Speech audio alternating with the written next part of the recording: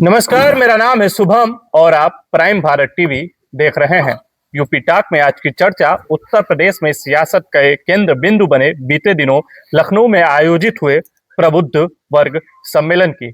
बता दें कि बीते कुछ दिन पहले लखनऊ में प्रबुद्ध सम्मेलन का आयोजन ब्राह्मण महासभा के द्वारा किया गया था, जिसके बाद वहां पे दिनेश शर्मा का एक वीडियो वायरल होता है जिसमें वह मंच छोड़ करके बीच से चले जाते हैं और लोग उनका विरोध करते हैं। और साथ ही साथ अलंकार अग्निहोत्री जो पीसीएस अधिकारी रहे हैं, अब वो राजनीतिक तौर पे एक पार्टी उन्होंने बना ली है और उनका फरसा लेकर के एक वीडियो वायरल होता है और कहा जाता है कि उनको मंच से संबोधन के दौरान रोका गया। इन्हीं सब चीजों को चर्चा करने के लिए आज हमारे साथ कार्यक्रम के जो आयोजक रहे हैं और अखिल भारतीय ब्राह्मण महासभा रा के राष्ट्रीय अध्यक्ष राजेंद्र नाथ त्रिपाठी जी हमारे साथ है। सर, स्वागत है आपका हमारे इस यूपी टॉक शो में। सबसे पहले आपसे ये जानना चाहेंगे, बीते दिनों आपने आयोजन लखनऊ में किया हुआ था प्रबुद्ध सम्मेलन का, उसका उद्देश्य क्या था कार्यक्रम का? देखिए, महीनों से प्रचारित था कि पूरे देश प्रदेश में चाहे वो यूजीसी हो, दलित एक्ट हो, आरक्षण हो, ले करके काफी उहापोह की स्थिति देश और प्रदेश में चल रही थी। क्योंकि ये देश का बड़ा संगठन और पूरे प्रदेश में संगठन के लोग यूजीसी के खिलाफ में हमारे कार्यकर्ताओं ने बड़ी बेहतर लड़ाई लड़ा। तो ये हुआ कि इसे सभी दलों के जो भी ब्राह्मण सहित ऊंची जात के लोग हैं, नेतागण, इनको एक मंच पर बुलाकर प्रबुद्ध समागम के माध्यम से इस विषय पर चर्चा किया जाए। सबकी सहमत बनी और इस कार्यक्रम में अनिवार्य रूप से कार्यक्रम की शुरुआत के पहले ही ये उद्घोष किया गया था कि इस मंच से सवर्ण हितों पर हो रहे कुठाराघात, उत्पीड़न, उपेक्षा, तिरस्कार का मूल कारण क्या है और निवारण क्या है, इसी विषय पर सबको बोलना था। सबको हिदायत भी दी गई थी।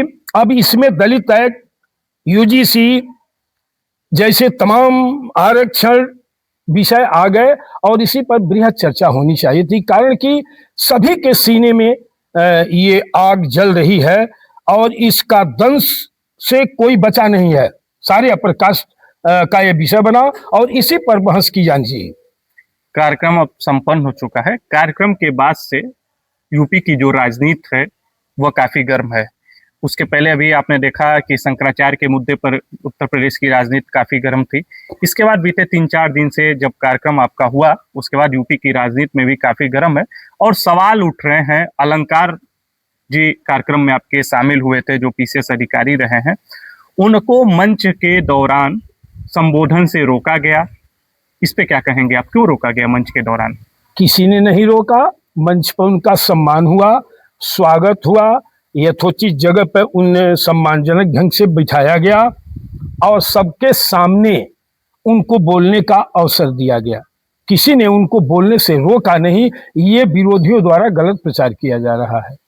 फरसा लेकर के वो पहुंचे थे और कई सारे उनके मीडिया चैनल में उनके बयान भी चल रहे हैं कि जब मुझे रोका गया तो लोग वहां पे आक्रोशित हो गए और वहां के सरकार के, ऐसा कहा जाता है कि सरकार के, उनके शब्दों में उन्होंने कहा कि सरकार के कुछ लोग थे, वो उन्होंने हमको मंच से भाषण के दौरान रोका।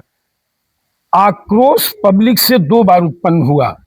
एक बार जब ये अमर्यादित शब्दों का प्रयोग करने लगे माननीय मुख्य प्रधानमंत्री जी के खिलाफ या पार्टी विशेष या व्यक्ति विशेष के खिलाफ, तो एक बार हूटिंग पब्लिक से आई कि आप बंद करिए, इस भाषा का प्रयोग बंद करिए, इस भाषा का प्रयोग बंद करिए। फिर इनको ला करके बैठा दिया गया। फिर ये पूरी बात अपनी नहीं कह पाए थे, तो दोबारा जब इनको प्रस्तुत किया गया तो इनके साथ आए कुछ 2-4-10 लोग और कुछ उसमें अवांछनीय तत्व कार्यक्रम के पंडाल में ढुक आए थे कि जिनका मूल मकसद था कि इस विशाल कार्यक्रम को वो बर्दाश्त नहीं कर पा रहे थे। तो विरोधी मिल करके एक गहरी साजिश रचे थे, जो ये हुटिंग का करके मामले को गलत दिशा में ले जा करके बदनाम करने की साजिश कर रहे थे। ऐसी चर्चा सोशल मीडिया पे है, अन्य जगहों पे विभिन्न चीजों को लेकर के कि आपके ऊपर आरोप लगा रहे हैं कि आप का संगठन और आप सरकार के करीबियों से मिले हुए हैं। ये जो आयोजन था, क्योंकि यूजीसी को लेकर के ब्राह्मण काफी नाराज हैं लोगों में कि, और आपके ऊपर बार बार आरोप लगाए जा रहे हैं कि आप सरकार के करीबी हैं। इस तरीके से आयोजन लगाया जा रहा है और आपके जरिए ही उस कार्यक्रम को एक तरीके से ब्राह्मणों का जो पक्ष है उसको दबाने के लिए विभिन्न आरोप लगाए जा रहे हैं। सरकार के अगर करीबी होते तो उस मंच पर कांग्रेस के दो वरिष्ठ लीडर जो प्रदेश की कमान जिनके हाथ में है, राष्ट्रीय लोक दल, सपा के एक पदाधिकारी आए थे, वरिष्ठ पदाधिकारी, बसपा के आए थे, विभिन्न अन्य दलों के थे, उसी में अलंकार भी थे, उसी में अनिल मिश्रा भी थे। तो अगर एक दल विशेष या व्यक्ति विशेष के अधीन में रहा होता तो ये सारे लोग उस मंच पर कैसे आ जाते? मैं एक जगह पढ़ रहा था सोशल मीडिया पे, कई सारे पोस्ट चल रहे हैं, उसमें एक कमेंट मैंने पढ़ा, उसमें लिखा हुआ था कि राजेंद्र नाथ त्रिपाठी जी के जो संगठन है उसके अगर हम पिछले 5-10 सालों से संरक्षक के रूप में देखें तो कभी जगदम्बिका पाल, कभी मनोज तिवारी, कभी महेश शर्मा, अन्य जो सत्ताधीश पार्टी के जो मंत्रीगण रहे हैं, जो सांसद रहे हैं, वही संरक्षक रहे हैं। ये जो कमेंट कर रहे हैं ये मेरे विरोधी गण हैं। बैजनाथ दुबे, पूर्व विधायक कटरा गोंडा, ये किस दल से हैं? समाजवादी पार्टी से हैं। बसपा के कई लीडर थे जो हमारे संरक्षक मंडल में रहे। भाजपा के तमाम वरिष्ठ लीडर हैं जो हमारे साथ शुरू से संगठन के संरक्षक मंडल में हैं। गैर जाति में जगदम्बिका पाल छत्री हैं, ब्राह्मण महासभा के संरक्षक मंडल में, जो हमारी विचारधाराओं से सहमत है। मैं वह इस समाज के या इस देश के किसी भी जाति वर्ग को हम अपने इस संगठन के संरक्षक मंडल में, मार्गदर्शक मंडल में रख सकते हैं जो ब्राह्मण नीतियों के विचारधाराओं से सहमत है। ब्राह्मण जाति नहीं विचारधारा है, संगठन ये मान करके चलता है और उसके तहत ब्राह्मण शब्द बहुत व्यापक है जो सभी जातियों को एक माले में पिरो करके ले करके चलने का कार्य करे, आपसी सद्भाव को बना करके एक सुंदर बागीचे के रूप में, पुष्प वाटिका के रूप में समाज को सजा करके लेके चले, आपसी तनाव को मिटाने का काम करे, सबके सुख दुख में काम आए।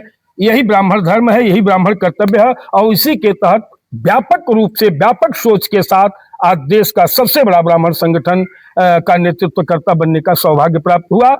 ये हमारे बहादुर साथियों, कार्यकर्ताओं और समाज के लोगों की देन है। पूर्व मुख्यमंत्री और राज्यसभा सांसद दिनेश शर्मा जी कार्यक्रम में आए हुए थे, उनको जब वो संबोधन कर रहे थे तो काफी विरोध का सामना करना पड़ा और फिर वो मंच से बीच में उठ करके चले गए। क्या हुआ उस दौरान, कार्यक्रम के दौरान? बीच में उठ करके नहीं गए, अपना पूरा उद्बोधन करने के बाद गए। यह भी मिथ्या आरोप है, क्योंकि उनको कहीं जाना था तो अपना भाषण देकर के वो चले गए। उनके उद्बोधन के दौरान अब देखिए, एक विषय आपने दिया, वहां सपा, बसपा, भाजपा, कांग्रेस के सभी लोग हैं, सबकी एक सीमाएं हैं। जो जिस रूप में राजेंद्र नाथ त्रिपाठी बोल सकते हैं वह किसी दल विशेष का बड़ा लीडर उस रूप में नहीं बोलेगा, लेकिन उस विषय से आहत वह नेता जरूर है, उसके लोग जरूर है, पूरा समाज आहत है। यूजीसी दलित एक्ट और जातिगत आरक्षण के दुरुपयोग से पूरा देश का समरण नाराज है। तो आप ये कहना चाह रहे हैं कि यूजीसी एक्ट जो केंद्र सरकार लेकर के आई है, भारतीय जनता पार्टी, उससे दिनेश शर्मा भी कहीं कहीं आहत है, ऐसा महसूस कर रहे हैं आप? क्यों नहीं आहत है? अगर वो आहत नहीं होते ये लोग तो उस मंच पर आते क्यों? सारे नेता जो आए थे वो सब कहीं न कहीं जो ये काला कानून में अमेंडमेंट हुआ है, इससे सभी लोग अगर प्रभावित नहीं होते तो उस मंच पर आते क्यों? लेकिन देखा जाए तो कहीं दिनेश शर्मा का अपनी ही सरकार के खिलाफ तो कोई ऐसा बयान आया नहीं। भाई उन्होंने कई बार इस मुद्दे को लेकर के, मेरा तो कांग्रेस, सपा, बसपा, भाजपा सारे लीडरों से मुलाकात होती रहती है और यूजीसी मामले को लेकर के आपको मैं भेज दूंगा, देख लीजिएगा। प्रत्येक जिलों में हमारे अखिल भारतीय ब्राह्मण महासभा के कार्यकर्ताओं ने सभी को समेटते हुए यूजीसी के खिलाफ धरना प्रदर्शन आंदोलन करने का काम किया और ज्ञापन देने का काम किया है नहीं, सबसे अधिक। मैंने ये कहा कि जैसे आपने कहा कि दिनेश शर्मा भी आहत हैं यूजीसी बिल को लेकर के, लेकिन चूंकि उन्हीं की पार्टी की सरकार है केंद्र में, प्रदेश में केंद्र सरकार ये यूजीसी बिल लेकर के आती है, उनका कहीं विरोध चूंकि ऐसा देखने को मिला नहीं। खैर, मैं अगले सवाल की तरफ चलता हूँ। नहीं, मैंने इसका भी उत्तर सुन लें। माननीय कलराज मिश्र जी किस दल से हैं? भारतीय जनता पार्टी के 4 स्तंभों में एक स्तंभ है।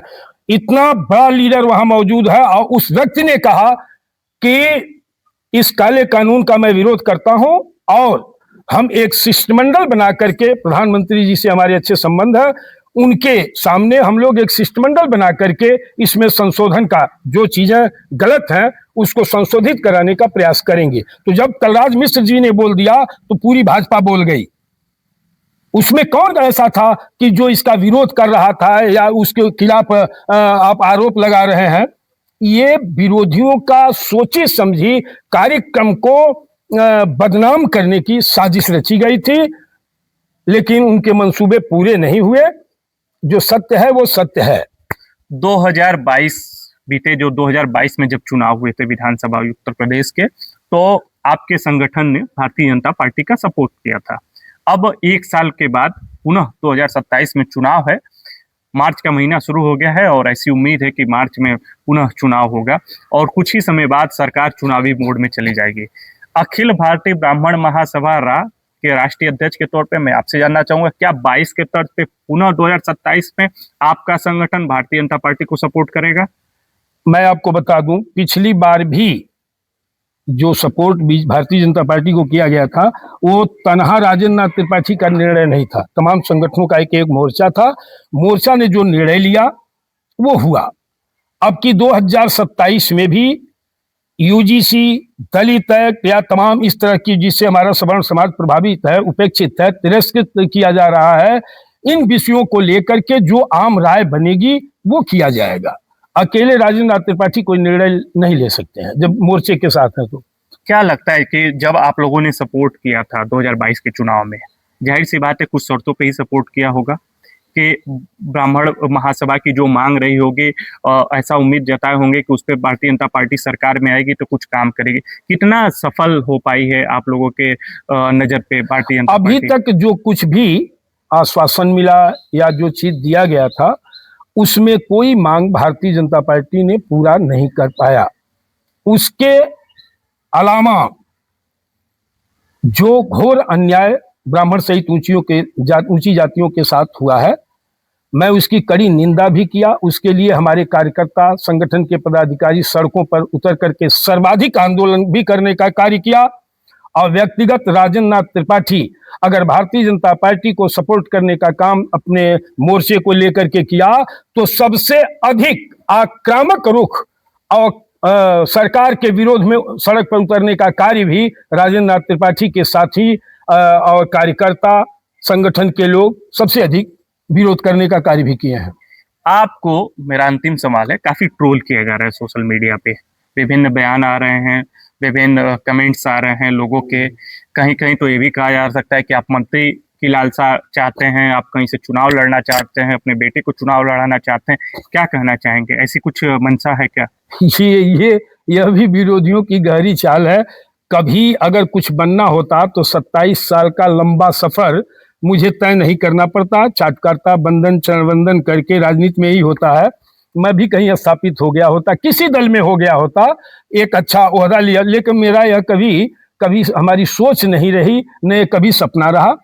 मैं इस संगठन को देश स्तर पर मजबूत स्थिति में पहुंचाने के पीछे मेरा दृढ़ संकल्प रहा कि जिस कुल में जन्म लिया हूं, जिन मनीषियों का मैं पुत्र हूं, समाज के लिए जिन्होंने अपना सर्वस्व बलिदान किया है समाज की एकता के लिए, आपसी सद्भाव के लिए, उसी दिशा में कार्य करने का मुझे गौरव प्राप्त हो। इसी संकल्प के साथ मैं ब्राह्मण महासभा का निर्माण किया और आज देश का सबसे बड़ा संगठन निसंदेह रूप से, आप भी जान रहे हैं, बना। आरोप प्रत्यारोप रहते हैं, जब एक्शन होगा तभी रिएक्शन होगा, जब क्रिया होगी तो उसकी प्रतिक्रिया होगी। तो प्रतिक्रिया जो व्यक्त करते हैं वो हमारे सच्चे मित्र हैं। मैं उनको प्रणाम कर रहा हूं कि आप इसी तरह से ईर्ष्यावश विरोध करके मुझे और ट्रोल करिए, ताकि हमारा मनोबल इससे गिरने वाला नहीं है, हमारा मनोबल और ऊंचा होने वाला है। आज उन्हीं विरोधियों, षड्यंत्रकारियों की देन है कि इस कार्यक्रम को ऐतिहासिक स्वरूप मिला। मैं उन सभी विरोधियों को नमन करता हूं और हृदय से बधाई देता हूं। अलंकार अग्निहोत्री की जो भी चीजें मंच पे हुई, जो भी घटनाक्रम हुआ, उसके बाद वह इस समय आप जान रहे हैं, हम सब जान रहे हैं कि एक पार्टी उन्होंने बना ली। किस नजर से उनको देखते हैं? ऐसा है, ये उनकी सोच है। अलंकार अग्निहोत्री जी हमारे शुभचिंतक हैं, मित्र हैं, और वो पार्टी बनाए हैं तो अपना पार्टी के लिए जनपदवार, विधानसभावार कार्यकर्ता पहले बनाए। फेसबुकिया बन करके रह जाएंगे तो ये फेसबुकिया मित्रता जो है ना, बालू की भीत होती है। ट्रोल करने के लिए वाह वाह वाह वाह होगा, और फिर अगर 1000 वाह वाह कर रहे हैं ना, तो 2 आदमी मुसीबत में या वक्त पर काम आने वाले लोग नहीं है। तो इसके लिए अगर वो पार्टी बनाए हैं तो खूब कड़ी मेहनत करें और मुद्दों पर संघर्ष करें। बिना संघर्ष के, बिना कार्य के कोई सम्मान या कोई अपना समर्पण नहीं देगा। मुझे याद है कि जब अन्ना हजारे जी का आंदोलन हो रहा था तो उसमें केजरीवाल उत्पन्न हो गए, और एकाएक जो है वो ठीक उसी रूप में मुख्यमंत्री का सपना उनका है, हम सरकार में आ रहे हैं, हम सरकार में आ रहे हैं। वो इस देख करके कि ये मौसमी बयार मौसम है, और मौसम का रुख पहचान करके हम सवर्णों को बेवकूफ बना करके अगर ये चलेंगे तो ठीक है, वो करें। सवर्ण मुद्दा अच्छा है, हम लोगों का मुद्दा वो अगर ले करके चल रहे हैं तो हाथ में मजबूती के साथ पकड़ करके चलना चाहिए, तभी कुछ उनको लाभ मिल सकता है। और नहीं तो मौसमी बयार की तरह आएंगे और चले जाएंगे। ये सोशल मीडिया पर ही केवल गला फाड़ के बोलने से काम नहीं चलेगा, जनता को उसका परिणाम चाहिए। आपने अलंकार जी पर अपने अभी जो बातें कही और आपने उदाहरण दिया अन्ना हजारे और केजरीवाल का, तो एक तरीके से क्या हम ये माने कि आप अन्ना हजारे और केजरीवाल के तौर पे इस तरीके के आंदोलन में नहीं, उनको एक विशाल मंच मिल गया, और विशाल मंच पर आप अपनी बात कहे, ठीक है। जनता उसी लिए आई थी, सुनने के ही लिए कि देखें भाजपा क्या कहती है, कांग्रेस क्या कहती है, सपा क्या कहती है, इसके लीडर क्या कह रहे हैं। इसीलिए वो मंचन किया गया था, इन्हीं विषयों को लेकर। कहना था कि मैं उसी यूजीसी पे ही और प्रबुद्ध सम्मेलन पे ही तो बातें कर रहा था, मुझे रोका गया। नहीं रोका गया, ये गलत है। उन्होंने अपने बयान में कहा कि किसी ने हमको, राजेंद्र नाथ त्रिपाठी ने नहीं रोका, मेरा सम्मान मंच पर हुआ है और ऐतिहासिक कार्यक्रम हुआ है। मैं उसकी प्रशंसा करता हूं और धन्यवाद देता हूं। अभी मैं आपको दिखा दूं, अभी दिखा रहा हूं, उन्होंने साक्षात्कार इंटरव्यू दिया है, उन्होंने सराहना किया है कार्यक्रम की, तो मैं भी उनके वक्तव्य की सराहना करता हूं। लेकिन थोड़ी सी चूक उन्होंने, एक पढ़े लिखे हैं, निपढ़ आदमी से गलती हो सकती है, लेकिन एक पीसीएस अधिकारी अपने मुंह से असंसदीय भाषा का प्रयोग करे, वो भी देश के प्रधानमंत्री के खिलाफ, और उनके बड़े प्रतिनिधि, पूर्व उप मुख्यमंत्री, उप मुख्यमंत्री और मजबूत स्तंभ भाजपा के कलराज जी जैसे लीडर वहां उपस्थित हों और प्रधानमंत्री के बारे में असंसदीय भाषा का प्रयोग हो, तो मेरे ही मंच को संग्राम का स्थल बना दिया जाए। इसलिए उनको धीरे से किसी ने रोका कि मर्यादा के अंदर संसदीय भाषा का प्रयोग करें। किसी ने रोका नहीं था, ये इसको वो भी स्वीकार कर रहे हैं अपने इंटरव्यू में कि हमको किसी ने बोलने से रोका नहीं। ये विरोधी जो ज्वलनशील मानसिकता के हैं ना, जो अकेले झोला टांग करके घूमने का काम, दिन भर सड़कों पे घूमने का काम कर रहे हैं, ये इस तरह की हवा दे रहे हैं, उनको भी बर्दाश्त नहीं हो रहा है इस कार्यक्रम की सफलता को। कार्यक्रम बहुत ऐतिहासिक हुआ, बहुत सफल रहा, इसमें कोई दो राय नहीं है। दुनिया देख रही है, सबके सामने हजारों लोग उसके चश्मदीद रहे हैं। ये 2-4 लोग हर जगह इस तरह के अपवाद स्वरूप रहते हैं। मेरा एक अंतिम सवाल, चूंकि अब 2027 में चुनाव होना है, क्या लगता है ब्राह्मण किस तरफ, भारतीय जनता पार्टी या अखिलेश की पीडीए? मैं ये नहीं कह सकता, लेकिन हमारे तो संगठन का नारा है कि जो ब्राह्मण हित की बात करेगा वही देश पे राज करेगा, उसी से मेरा साथ रहेगा। आज और भी हुआ व्यापक कि जो सवर्णों की बात करेगा वही देश पे राज करेगा। अगर जो ये घातक चीजें सवर्णों के लिए सरकारों ने या राजनीतिक दलों ने लाया है, अगर इसमें जो सुधार करने का सशर्त अपनी बात रखेगा, अपने एजेंडे में लाएगा, तब ये सारे संगठन मिल करके एक निर्णय लेंगे। दूसरी चीज, मैं सभी सवर्ण संगठनों को या जातिगत संगठनों को, अपर कास्ट के भाइयों से निवेदन करूंगा कि इस समय आपकी बढ़ती हुई एकता को देख करके समाज के ऐसे अराजक तत्व जो छिन्न भिन्न करना चाहते हैं, इससे बचने की जरूरत है। हम सभी सवर्ण संगठन चलाने वाले लोग अपने इस मुद्दे पर कायम रहे, चाहे जो भी परिस्थितियां आ जाएं। अगर बिखराव हुआ तो फिर 5 साल तक पश्चाताप होगा। इसलिए एक दूसरे की आलोचना करने से बचा जा और अपनी एकता को मजबूत रखा जा, और 2027 में सभी लोग एकजुट होकर के मिल करके एको हम द्वितीयो नास्त की भावना को समाप्त करके एक बिंदु पर, एक शर्त पर, एक लाइन पर खड़ा होकर के सवर्णद्रोही ताकतों को मुंहतोड़ जवाब देने का कार्य करें। मैं आप सब चैनल के माध्यम से आप सभी भाइयों से प्रार्थना करता हूं। धन्यवाद। तो ये थे हमारे साथ अखिल भारतीय ब्राह्मण महासभा के राष्ट्रीय अध्यक्ष राजेंद्र नाथ त्रिपाठी जी, जिन्होंने प्रबुद्ध सम्मेलन के बाद जो विभिन्न तरीके की बातें आ रही थी, चाहे वो सोशल मीडिया के माध्यम से, चाहे वो मीडिया के माध्यम से, उस पर इन्होंने अपनी बात रखी। तो यूपी टॉक में आज के लिए इतना ही। मुझे दीजिए इजाजत। देखते रहिए आप प्राइम भारत टीवी।